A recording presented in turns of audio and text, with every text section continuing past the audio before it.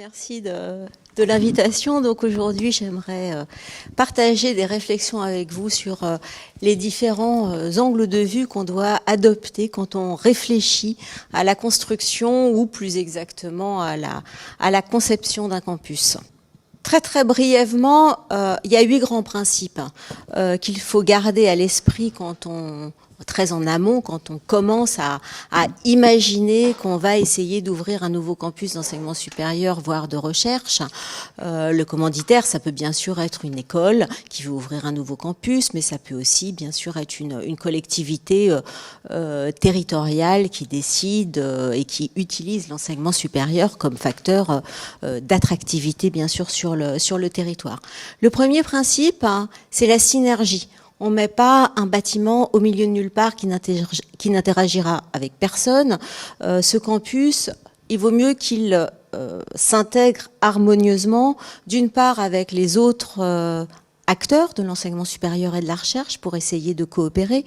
On en reparlera. Il vaut mieux qu'il y ait des synergies avec, bien sûr, les politiques territoriales locales, avec les autres espaces publics, etc.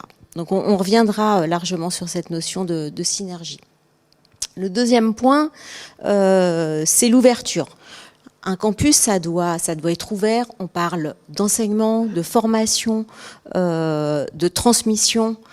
Et donc il est très important qu'il y ait tout un tas que le campus soit vraiment adapté, soit ouvert sur la ville, sur les citoyens, bien que depuis quelques années on ait affaire malheureusement à des contraintes qui ont tendance à restreindre cet esprit d'ouverture. Je parle bien sûr du terrorisme et des risques sanitaires. Mais néanmoins, malgré ces contraintes, il faut vraiment œuvrer pour maintenir un esprit d'ouverture dans l'enseignement. Le campus, il doit être évolutif, c'est-à-dire qu'il doit pouvoir s'adapter dans la durée. La période où, quand on faisait un campus, finalement, on bâtissait un cube avec des amphis, des salles et qui bougeait pas, il est largement révolu si tant est qu'il ait jamais été adapté à l'enseignement supérieur. L'idée, c'est que les espaces vraiment doivent pouvoir évoluer dans le temps pour s'adapter à d'autres disciplines enseignées, à de nouvelles pédagogies, à des nouvelles générations, etc. Le quatrième point, c'est la mixité. Un campus, c'est fait pour plusieurs types de publics, les étudiants, les enseignants-chercheurs, les acteurs économiques, les personnels, et chacun doit pouvoir y vivre en bon entendement. Mais un campus, on doit pouvoir aussi s'y rencontrer. Parce que c'est une occasion, en particulier si c'est un campus qui fait également de la recherche, on ne se réveille jamais le matin tout d'un coup et avec une idée géniale. Les idées sont des constructions collectives et pour ça il faut pouvoir se rencontrer. Alors on parle toujours de la machine à café, c'est un grand classique, mais il n'y a pas que la machine à café, il y a d'autres endroits où on peut de façon traditionnelle ou ludique se rencontrer, travailler ensemble, construire ensemble, confronter ses idées pour arriver à des idées un petit peu nouvelles. Bon, on ne peut pas imaginer un campus à l'heure actuelle sans appréhender la durabilité. Ça doit répondre bien sûr aux enjeux du développement durable et de l'intégration dans la nature. Le campus, il doit avoir une raison d'être assez forte que peuvent s'approprier les usagers du campus et pas simplement les étudiants. C'est pas simplement un lieu pour étudier, hein, c'est aussi un lieu de vie, un lieu où on fait des rencontres. Et le campus, enfin, ça doit être particulièrement quand on parle d'un campus innovant, les campus 5.0, peu importe les terminologies actuelles, ce campus, il doit être connecté. Alors bien sûr, il doit être connecté au territoire par les transports, mais il doit être connecté technologiquement et la technologie est présente dans un grand nombre des usages. Alors, passé ces principes-là, finalement, quelles sont les différentes étapes et les différents facteurs d'environnement qu'on va essayer d'analyser avant d'implanter un campus, juste pour le réfléchir. Et je ne vais pas les donner dans l'ordre. Il y a une première analyse qu'on peut faire qui est une analyse de la politique enseignement supérieur, recherche, innovation d'un territoire donné, qui est le territoire où on veut implanter. Alors c'est un peu terre à terre, mais on sait bien que les financements, enfin chacune des couches de responsabilité politique a un rôle particulier avec des financements particuliers. Les régions contractualisent avec l'État sur des plans État-région qui vont permettre de construire ou de réhabiliter des bâtiments. D'autres collectivités territoriales, les agglos, les villes peuvent avoir des terrains ou des bâtiments disponibles pour en faire de nouveaux campus. Donc il est quand même crucial, même si c'est une évidence, dès le départ, d'établir un dialogue avec ces collectivités et de construire finalement, de co-construire avec eux l'idée de ce campus. Bien entendu, il s'agit, et je l'ai déjà mentionné, il s'agit vraiment d'analyser et de co-construire le campus avec les autres établissements d'enseignement supérieur et de recherche qui sont autour. Il est inutile d'établir des relations de concurrence, c'est complètement stérile, et il vaut mieux au contraire favoriser la complémentarité des formations, la complémentarité des disciplines, de façon d'établir une grande coopération et une grande complémentarité des compétences pour ensuite développer des formations très variées qui vont être adaptables dans le futur. Donc c'est vraiment très important de discuter tout le temps avec les universités, les écoles, peu importe, tous les établissements qui sont là, et d'essayer de co-construire avec eux plutôt que d'imposer et de dire j'arrive, je vais faire une école et mon école elle va faire ça avec tel type de formation et je vais vous piquer vos étudiants et vos enseignants-chercheurs. Ça sert à rien. Bien sûr, il faut analyser les centres de recherche puisque dans un campus d'enseignement supérieur, il y a des enseignants qui sont souvent des enseignants chercheurs qui ont besoin d'exercer leur activité de recherche qui va quand même nourrir très largement leur enseignement. Dans un nouveau campus, il peut y avoir des labos ou non. Donc c'est très important que les enseignants-chercheurs trouvent, et les étudiants, trouvent un terreau fertile de centres de recherche dans la discipline qui les concerne dans un environnement proche. Alors comment est-ce qu'on peut analyser finalement ce genre de paramètres, en dehors bien sûr du dialogue direct avec les acteurs? Il y a tout un tas de données publiques. Le ministère regorge finalement de données qualitatives et quantitatives à la disposition de tous quand on sait aller les chercher.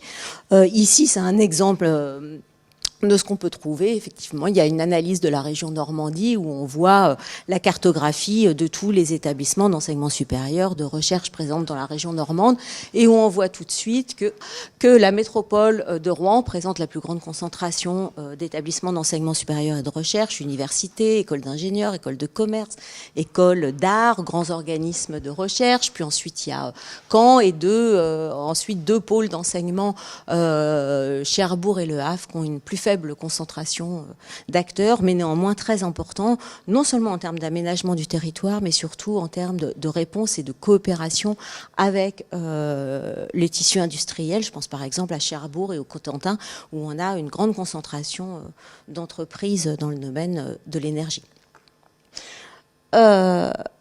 La deuxième chose qu'il faut regarder, imaginons qu'on ait envie d'ouvrir une école d'ingénieurs, un nouveau campus d'école d'ingénieurs, il faut regarder quand même la répartition des étudiants inscrits en formation d'ingénieurs sur le territoire. La répartition, elle n'est pas homogène, on s'en doute bien, avec une énorme concentration autour des grosses villes, particulièrement en Île-de-France, et puis des zones dans le centre de la France, dans lesquelles il n'y a pas d'étudiants inscrits en formation d'ingénieurs. Et là, on a deux réflexions possibles. Soit on peut se dire « Ah ben j'ai envie de faire un campus dans une région où il n'y a rien pour des questions d'aménagement de territoire, d'égalité d'accès à des formations ». Sauf que dans un campus, il faut quand même arriver à attirer des étudiants et des enseignants-chercheurs. Donc il ne s'agit pas de faire un campus au milieu de nulle part dans lequel il n'y aura personne. Donc il faut vraiment analyser la situation et avoir la bonne balance en fonction de l'activité qu'on veut développer entre une égalité d'accès aux différents enseignements et puis implanter un campus dans une région où les usagers du campus vont pouvoir le développer, s'épanouir, où le campus va servir à quelque chose. Comme je le disais, dans un campus, il faut arriver à attirer des étudiants, attirer des personnels, attirer des enseignants. Donc il est extrêmement important en amont d'analyser la demande étudiante. Qu'est-ce que veulent les étudiants du territoire qu'on vise ou les étudiants d'ailleurs? Est-ce qu'ils ont envie de venir sur ce territoire? Quelle est l'attractivité du site? En termes, par exemple, de logement, on sait actuellement que le logement étudiant, c'est quand même un énorme problème. Donc, si on implante un campus dans une région où il n'y a pas de logement étudiant ou alors extrêmement cher, on va être confronté à des difficultés sérieuses qu'il faut anticiper. Mais un campus, c'est pas simplement un lieu d'apprentissage au milieu de nulle part. Il faut une vie culturelle, une vie sportive, des possibilités de petits jobs pour des étudiants. Il faut analyser la sociologie du territoire pour essayer de comprendre quel est le milieu des familles, quel est des étudiants, l'accessibilité du site, etc. Et de même pour les enseignants et les personnels, c'est-à-dire qu'il va falloir que des enseignants, qu'ils soient enseignants de l'école ou intervenants, prestataires, soient disponibles sur le territoire pour venir enseigner. Il faut qu'ils aient envie de venir. Alors là aussi, il y a tout un tas de facteurs qu'on peut analyser pour voir si on est capable d'attirer ou non des étudiants et des enseignants pour un domaine donné, dans une zone donnée. Je vous donne juste un exemple ici, qui est de regarder la mobilité étudiante. Si vous voulez ouvrir une école ou un campus universitaire, mais post-bac, il faut regarder un petit peu comment ça se distribue sur le territoire, particulièrement comment se distribue la mobilité sortante et entrante des étudiants. Concrètement, c'est regarder quels sont les premiers vœux sur Parcoursup des bacheliers. Est-ce que leur premier vœu, c'est en dehors de leur académie, de l'académie dans laquelle ils ont passé le bac, ou au contraire, est-ce que l'académie dans laquelle on veut s'implanter attire beaucoup de bacheliers? Et là, il y a des choses très intéressantes. Si on regarde par exemple l'académie de Nice, on s'aperçoit qu'il y a un taux de sortie, je ne sais pas si c'est une souris, il y a un taux de sortie qui est plus important que le taux d'entrée. Donc cette académie, elle perd beaucoup d'étudiants après le bac. Qu'est-ce que ça veut dire? Ça peut vouloir dire qu'il n'y a pas assez de formations qui correspondent aux désirs des étudiants de cette académie et ils vont donc aller s'inscrire ailleurs. Il n'y a pas assez de taux d'entrée. Un des facteurs, c'est que la vie à Nice, elle est chère. Et donc des étudiants dont les familles habitent ailleurs vont avoir plus de mal, par exemple, de venir à Nice et de trouver un logement étudiant à un tarif raisonnable pour eux et leur famille. Donc il y a tout un tas d'éléments comme ça qu'il faut arriver à prendre en compte pour ne pas faire n'importe quoi, n'importe où. Pareil, par exemple, si on regarde les écoles d'ingénieurs, on peut regarder comment ça évolue dans le temps. Est-ce que les gens font toujours des écoles d'ingénieurs? Est-ce que c'est des études d'ingénieurs? Est-ce que c'est stable? Est-ce qu'ils vont dans le public? Est-ce qu'ils vont dans le privé? On peut voir qu'au cours des dernières années, c'est relativement stable dans les écoles publiques. Elles accueillent toujours à peu près le même nombre de personnes. Alors l'explication, elle est assez simple. Malheureusement, comme les budgets des écoles publiques d'ingénieurs ont tendance à stagner, elles n'arrivent pas à s'étendre et à augmenter le nombre d'étudiants qu'elles peuvent former. En revanche, les écoles d'ingénieurs privées, qui fonctionnent complètement différemment, avec des droits d'inscription qui ne sont pas au même taux, avec des levées de fonds qui ne sont pas les mêmes, vont pouvoir croître et répondre à la demande. Enfin, il s'agit, quand on fait un campus, on forme des gens. Ces gens, on les forme intellectuellement, bien sûr. Il doit y avoir un transfert de connaissances. Il y a aussi un transfert de compétences. Les étudiants, ils ont quand même envie de trouver du travail. Et puis, au cours de leurs études, il faut qu'ils fassent un certain nombre de stages dans leur domaine d'études. Ce qui veut dire qu'il faut regarder autour du campus, est-ce qu'il y a un tissu économique propice à accueillir les étudiants. Et est-ce qu'il y a des métiers en tension, c'est-à-dire une école, je ne sais pas moi, de management qui va ouvrir, est-ce qu'il y a des métiers en tension dans le coin qui vont faire que les étudiants vont tout de suite trouver du travail. Ça ne veut pas dire qu'on va répondre qu'à ça et qu'on va former qu'en fonction de ça. Simplement, c'est un des facteurs à prendre en considération. Est-ce qu'il y a des entreprises innovantes, des pôles de compétitivité, des incubateurs, etc.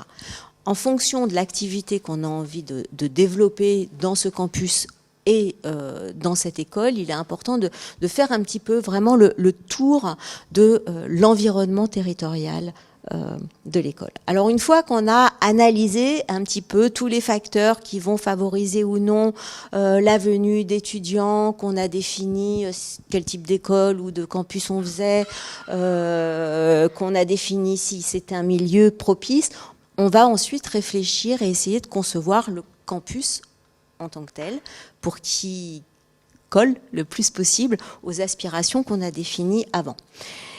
Et là, il y a 3 grandes catégories de besoins sur un campus. Bien sûr, on y travaille, on y étudie, on y enseigne, mais on y vit aussi, on doit s'y sentir assez bien, tant que faire se peut, et on s'y déplace. On se déplace à l'intérieur du campus, on se déplace entre le campus et l'extérieur du campus.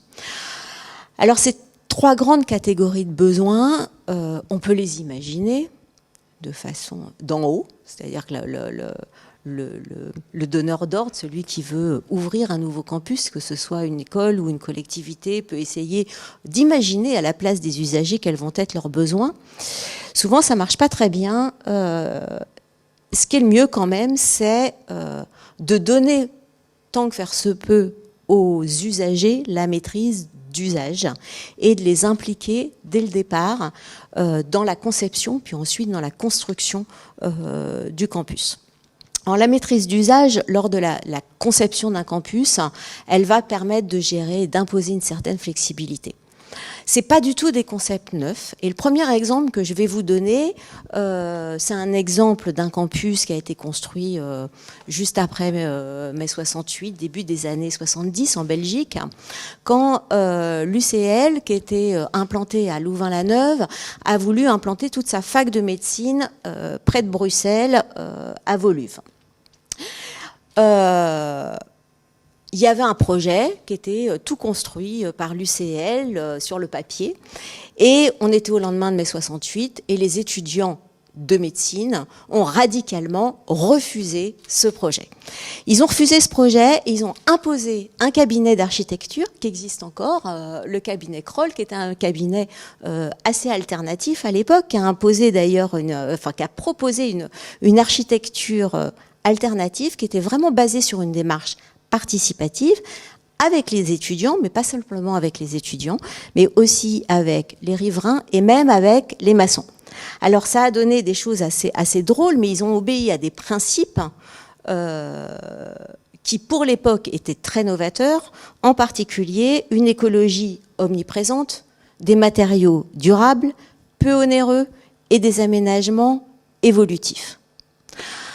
Alors ici, sur la diapo du haut, le schéma du haut, c'est le site de la Mémé. Alors Mémé pour Maison de la Médecine, en fait. Mais tout le monde a toujours appelé ce site le site de la Mémé. Et alors ici, on voit les logements étudiants dans les étages. Et alors les étudiants ont participé pour essayer de co-construire leur logement. Et alors ils voulaient pas tous la même hauteur de plafond. Donc il fallait faire des dalles de béton, des planchers qui n'avaient pas la même épaisseur. Mais il fallait pas que ça coûte trop cher, il fallait pas que ce soit trop lourd, parce que sinon la structure du bâtiment était en péril. Et donc ils ont imaginé dans le béton d'insérer des gros rouleaux de carton. Mais ça tient encore, très longtemps après. De même, les étudiants ont complètement refusé l'usine à repas, le resto U qu'on leur proposait, qu'ils appelaient l'usine à repas de 750 personnes. Et ils ont vraiment imposé un lieu de restauration, mais qui accueille aussi des salles d'études et de réunions, qui au début des années 70, était quand même un concept très très novateur d'instaurer comme ça une flexibilité des lieux. Donc on pense avoir tout réinventé actuellement, mais c'est pas vrai. Donc la maîtrise d'usage, c'est important pour la flexibilité des lieux, c'est important bien sûr pour la flexibilité et une meilleure adaptation à la discipline enseignée. Ici, j'ai pris une discipline qui est l'architecture et l'exemple de l'école d'architecture de Nantes. Et pour permettre l'expérimentation et l'évolution des besoins pédagogiques, le projet final qui a été conçu par les architectes bien connus Lacaton et Vassal a inclus 4000 m² quand même d'espace destinés à l'appropriation pour les différents usages. Alors il y a des grands plateaux qu'on voit ici à gauche, qui peuvent servir à des expositions, qui peuvent servir à des événements, et qui servent surtout aux étudiants d'archi, comme on le voit à droite, pendant les phases de projet. Si vous connaissez comment se déroulent les études d'architecture, il y a des phases vraiment de projet, de construction, de maquettes, de bricolage, etc., qui nécessitent énormément de place, et ils en ont tenu compte. La maîtrise d'usage, c'est important aussi pendant la phase de construction, parce que ça permet aux futurs usagers de comprendre le projet, de l'accepter et de se l'approprier. Alors si, comme moi, il vous est arrivé de déménager pendant votre activité professionnelle, moi je me souviens d'avoir déménagé mon labo dans un nouveau bâtiment quand Paris Diderot à l'époque est parti d'ici pour aller sur la ZAC rive gauche. Vous comprendrez aisément que quand on participe au projet dès le début, qu'on est au courant, qu'on regarde les plans, qu'on modifie des choses sur des plans, même mineurs bien sûr, qu'on impose sa patte, qu'on s'implique, quand on arrive dans le lieu, on se l'est approprié et tout va bien. C'est pas notre bébé, mais on s'y sent bien. En revanche, si on a subi un déménagement, à ce moment-là, il peut y avoir, même dans certains cas, un rejet du lieu. Donc c'est vraiment important de mettre en place une maîtrise d'usage pendant la phase de construction. Alors ça peut se faire de différentes sortes. Il peut bien sûr y avoir des salles d'exposition pour que tout le monde comprenne bien, les étudiants et les équipes comprennent bien le projet. Il peut y avoir l'installation, et ça a été le cas, l'installation d'un bar sur un chantier, dont le financement est prévu même dès le départ dans le budget. Et puis ici, à l'ENS à Nantes, ils ont même utilisé le 1% artistique qui finançait une œuvre pour mettre un bar dans l'œuvre sur le chantier pour accueillir les riverains et que le nouveau projet soit également accueilli par les riverains. Alors après, bien sûr, il faut définir ces trois grandes catégories de besoins. Donc le premier besoin, comme je le disais, c'est travailler sur le campus, ce qui veut dire avoir une grande diversité d'espaces de travail qui s'adaptent à ce qu'on veut enseigner, aux différentes pédagogies employées, qui ait un environnement adapté, dans un environnement connecté si possible, et qui permettent, c'est le but, de faire émerger, développer et concrétiser des idées. L'exemple que j'ai choisi, il y en a pléthore. En ce moment, on voit fleurir tous les nouveaux campus partout. C'est un campus qui a ouvert très récemment à Paris-Cachan, qui est le campus d'Ivan City, qui est une école d'intelligence artificielle, qui a comme caractéristique que c'est la première école et établissement d'enseignement supérieur qui s'est définie comme une société à mission, avec 4 engagements: employabilité, diversité, responsabilité et ancrage territorial et ouverture sur la ville.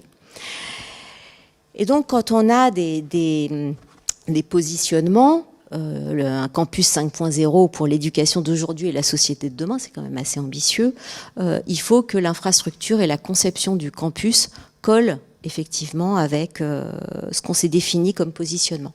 Donc dans le cas ici, on a un campus d'une part qui est ouvert sur la ville, grâce à son intégration dans le campus de Cachan avec d'autres écoles, de nouvelles écoles, faisant suite au départ de l'ENS Cachan par exemple, sur le plateau de Paris-Saclay. Les résidences étudiantes et les équipements Crous sont localisés à l'intérieur du campus et pas à l'autre bout de la ville, de façon que les étudiants puissent étudier, habiter au même endroit.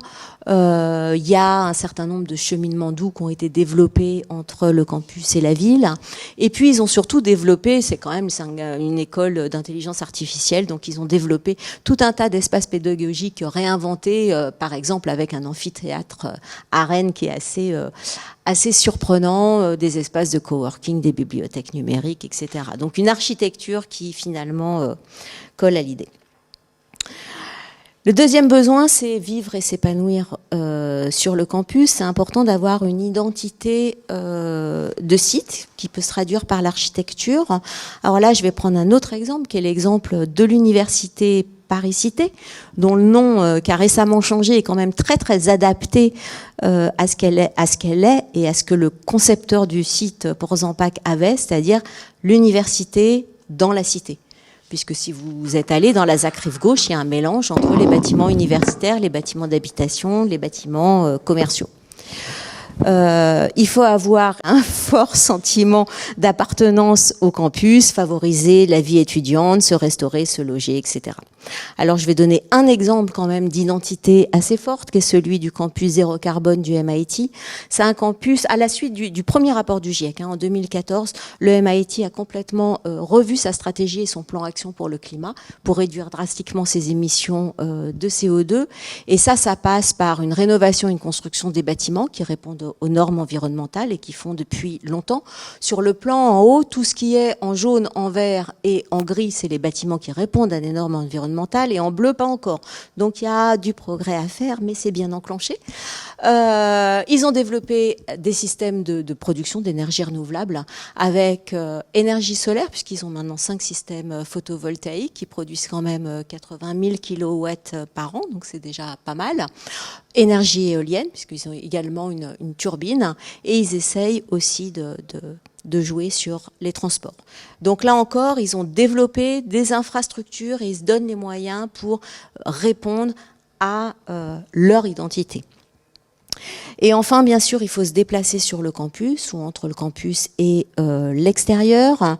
Et là, je vais vous donner un autre exemple qui est celui de l'Université de l'État d'Arizona, qui se définit comme étant un smart campus et qui a beaucoup misé sur les transports, que ce soit en termes de recherche pour développer de nouveaux transports et en particulier en collaboration avec des sociétés de télécom.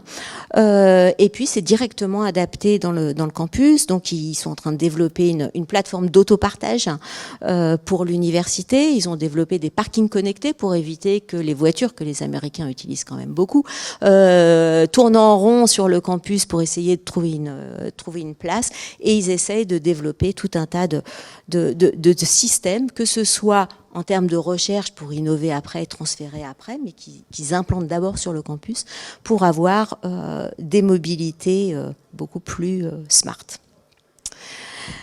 Voilà, j'espère avoir fait à peu près le tour de tout un tas de facteurs. J'en ai sans doute oublié que vous ne manquerez pas de me rappeler. Et pour conclure, je dirais qu'il vaut mieux un projet avec des concertants plutôt qu'un projet déconcertant.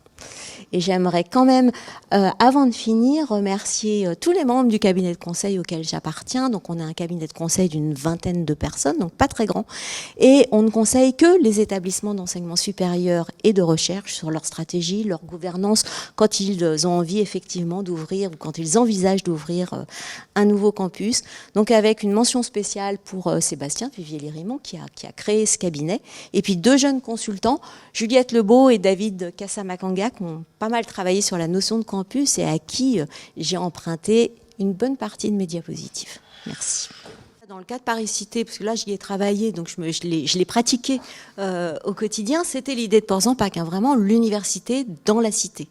L'enseignement, la transmission de la connaissance, la recherche ne devait pas être déconnecté du reste de la société et tout devait s'imbriquer. Au quotidien, on le vit très bien. Ça a quand même un inconvénient, c'est qu'on a tendance dans ces cas-là, et c'est le cas aussi à St Andrews, particulièrement point de vue recherche, on va faire un bâtiment de bio, un bâtiment de physique, un bâtiment de chimie, on va faire des silos, et la communication entre les différentes disciplines, et même la communication entre les lieux d'enseignement, les amphis et les labos, va pas être aussi fluide que sur un campus plus homogène. Donc mais après, tout dépend de l'identité que veut se donner le campus, ce qu'ils font, ce qu'ils veulent développer, quel est leur but, quelle est leur discipline aussi. Je pense que ça dépend ce qu'on enseigne. Une université, c'est gros, c'est souvent multidisciplinaire, voire pluridisciplinaire. Maintenant, quand il s'agit d'une école, je pense une école d'archi par exemple, c'est quand même important qu'elle soit vraiment pas isolée, mais dans la ville, au contact. Les activités de recherche en architecture sont peut-être aussi moins dévoreuses d'espace et d'énergie que un laboratoire de physique nucléaire ou de biologie un peu avancée. Oui, on ne va pas mettre le CERN n'importe où. Ma deuxième question, ça concernait justement, vous avez évoqué les moyens d'interaction entre les différents acteurs au sein même du campus, de l'université ou de l'enseignement ou de la recherche, de cette vie intellectuelle, je dirais. Et est-ce que vous pensez qu'on a trouvé la solution? Parce que moi j'ai l'impression que, quels que soient les endroits, Alors j'ai eu la chance de visiter et de travailler avec beaucoup d'universités vieilles et anciennes, de l'Observatoire de Paris jusqu'à Paris-Saclay, c'est pas du tout pareil. Et je n'ai jamais réussi, moi, avec un œil extérieur, à détecter des vrais échanges interdisciplinaires ou des moyens de le faire à l'intérieur de ces universités. J'ai jamais trouvé de lieu, de façon pour que les gens échangent. Est-ce que vous pensez qu'on peut y arriver ou est-ce que vous avez déjà une solution ? Ah non, moi j'ai pas de solution toute faite. Il y a pas de moyen parce qu'il y a des gens, ils sont différents. Une université c'est compliqué, c'est gros. C'est sans doute plus simple pour une école. Une école qui va choisir, qui va développer un type de métier, une école d'ingé ou une école de commerce, qui va aller s'implanter, qui va réfléchir au départ où elle s'implante et qui va s'implanter dans des endroits où elle va essayer de développer en amont des connexions. On a eu l'exemple récemment au cabinet d'une école qu'on a aidé à s'implanter, à faire un nouveau campus. C'est clair qu'il y a eu une grosse réflexion et beaucoup de dialogue en amont pour déjà prévoir les coopérations, prévoir déjà des enseignements en commun, de façon que les gens se connaissent, se rencontrent, avant même qu'il y ait une quelconque construction. Donc je pense que l'anticipation, c'est pour ça que je parlais vraiment de conception du campus. Je pense que pendant de nombreuses années, il n'y a pas eu d'anticipation. C'est-à-dire qu'on avait besoin de former des étudiants, on avait du terrain, allez hop, on construisait et on bourrait tous les étudiants et les enseignants dans les bâtiments qui sortaient de terre. C'est un peu moins le cas maintenant. Je pense que la phase d'anticipation, elle aide justement à construire en amont les futures coopérations. Alors, il y a des campus, mais ça peut évoluer, ça peut commencer au départ et puis partir en vrille ou au contraire. Parce qu'il y a aussi un problème qui est celui de l'attractivité. Je me rappelle notamment sur le campus d'Orléans, à La Source, où le directeur d'un laboratoire disait « On est trop près de Paris, mais trop loin de Paris, et nous n'arrivons pas à recruter, alors que l'environnement est tout à fait favorable sur le plan technique, sur le plan même de l'environnement, le campus est agréable. On n'arrive pas à faire venir des enseignants et des étudiants. » Est-ce qu'il y aura un moyen, parce que bon, une fois que le campus est construit, c'est difficile de le déménager. Exactement, mais ça va dans le sens de ce que je disais, c'est-à-dire que c'est vraiment des éléments qu'il faut prendre en compte au départ. Il faut vraiment analyser, est-ce qu'on va pouvoir attirer des étudiants ? Quelles sont leurs envies ? Après, il faut essayer d'anticiper sur le futur, on peut se tromper.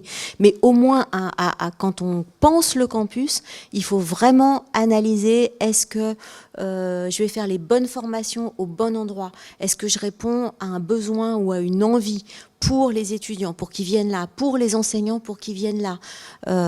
Et ça, il faut l'anticiper, effectivement. Parce que sinon, on peut se retrouver avec des écoles ou des campus où il n'y a pas d'étudiants ou pas assez, et ça ferme. Donc c'est pas facile, il faut vraiment y passer du temps.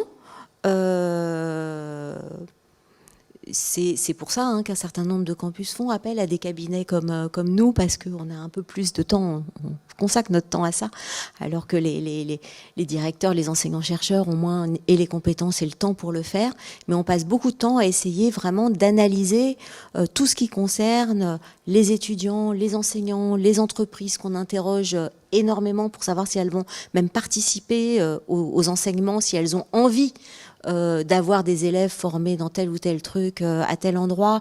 On discute beaucoup avec les autres établissements d'enseignement supérieur de recherche pour essayer de commencer à faire des ponts. Après, bien sûr, c'est aux usagers de continuer. Et on essaye de faire le chewing-gum, mais de faire des grosses analyses en amont d'opportunités. C'est un terme que j'aime pas beaucoup, mais c'est effectivement des analyses d'opportunités. Est-ce qu'il faut vraiment implanter une école de ceci ou cela à tel endroit, ou est-ce que c'est voué à l'échec d'emblée ? Alors, j'ai une question là un peu indiscrète, j'allais dire. Je sais qu'il y a un campus, une école vétérinaire qui va ouvrir, la 5e école vétérinaire, une école vétérinaire privée qui va ouvrir à Rouen. Je ne sais pas si vous avez... J'ai la même information que si vous avez travaillé dessus, ou si vous avez idée, parce que bon, J'aurais aimé, c'est quelque chose qui est vraiment des nouveaux, qui s'inscrit dans une région intéressante en elle-même. Il y a un besoin on sait qu'il y a un besoin de vétérinaires, ça c'est clair. Actuellement, ils vont se former en Roumanie ou ailleurs.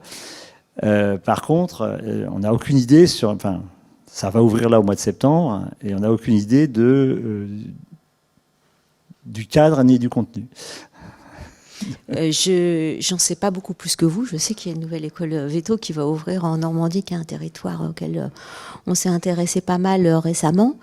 Il y a de quoi faire. Il y a des filières importantes, notamment la filière équine en Normandie, avec des labos très connus. Comment ça a été anticipé? Comment ça a été préparé? Est-ce que c'est le bon endroit, etc. Aucune idée. J'espère. Quels vont être les contenus de cours? Comment est-ce que ça va interagir avec les autres établissements, avec les labos universitaires, etc. Je ne sais pas.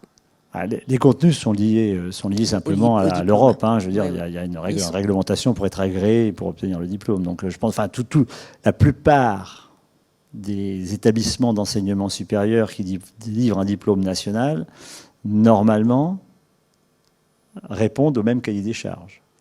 Tout à fait. Bon, ça, c'est une autre question. Diplôme national, pas diplôme national. Beaucoup d'établissements ne délivrent pas de diplômes nationaux. C'est vrai. Et voilà, ça dépend. Bon, alors, je vais essayer de synthétiser ce que vous avez dit et notre discussion. Donc, cette présentation était tout à fait à la fois saisissante et passionnante. Dans la première partie, par l'analyse qui a été faite des 8 conditions, des 8 considérations, je dirais, à prendre en compte pour concevoir quelque chose de nouveau, pour mettre en pratique l'idée d'un politique, puisque c'est généralement les politiques qui décident d'avoir un campus, enfin, une assemblée territoriale pour simplifier, ou un ensemble d'assemblées territoriales. Ça peut être aussi des entreprises, ça peut être aussi des groupes privés, pour mettre en place un campus. Et il faut se préoccuper d'avoir effectivement, d'une part, des étudiants, d'autre part, des enseignants-chercheurs. Et vous avez beaucoup parlé des enseignants, un tout petit peu moins des chercheurs, mais vous en avez parlé.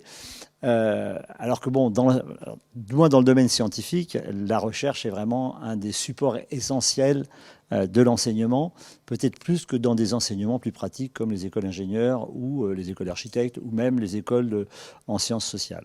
Mais c'est quand même extrêmement important d'être capable d'attirer tous ces facteurs. Et un autre point qui est très important et qui, moi, m'a particulièrement touché, c'était l'aspect de ne pas isoler le campus. Alors j'ai en tête le campus de Grenoble, par exemple, ou le campus de Lyon, qui sont, après 68, le plus loin possible de la ville. Ouais, ici c'est dans la ville, mais enfin, rappelez-vous. Oui, j'ai bien connu. Des grilles autour et un fossé, histoire de pouvoir bien encercler avec des CRS s'il y avait des mouvements étudiants. Ça a été conçu comme ça, Jussieu. Tout à fait. Mais bon, Paris est une ville particulière, quand même très, très particulière, comme les sciences sociales à Toulouse, par exemple, qui sont quand même très implantées dans la ville pour la plupart, contrairement aux sciences qui sont encore une fois déportées dans l'ancienne banlieue. Mais donc cette importance d'intégrer les étudiants, qui sont souvent une partie importante de métropoles. Je me rappelle, à Toulouse, c'est 16% d'étudiants qui composent de la ville. Donc c'est quelque chose qui est absolument fondamental, très important pour la vie économique, pour la vie sociale, pour l'animation. Lille, c'est aussi Villeneuve d'Ascq, c'est des grandes proportions. Et donc, le fait que vous ayez souligné ça me semble être, alors, novateur, pas vraiment novateur, c'est pas vraiment nouveau, mais c'est quelque chose qui mérite d'être quand même bien renforcé, parce que dans l'esprit, au moins des donneurs d'ordre, d'une façon générale, ou des gens qui accompagnent les projets, ce besoin d'intégrer les étudiants comme faisant partie des habitants de la ville, non pas des éléments étrangers qui font que passer, c'est quelque chose qui n'est pas toujours pris en compte. Je pense que c'est vraiment très important d'avoir cette vision et de la renforcer. Et alors c'est une conviction personnelle qui qui n'a pas plus d'importance que ça, mais qui me semble être importante à rappeler en permanence. La deuxième chose, c'est l'accessibilité des campus. Alors, la circulation à l'intérieur semble effectivement quelque chose de fondamental. Alors, maintenant, il y a beaucoup de bicyclettes. Hein, c'est la dernière mode. Mais quand on est très implanté dans la ville, comme par exemple le campus à Rive-Gauche, hein, là, on est dedans, on utilise les transports en commun et puis on se déplace à pied.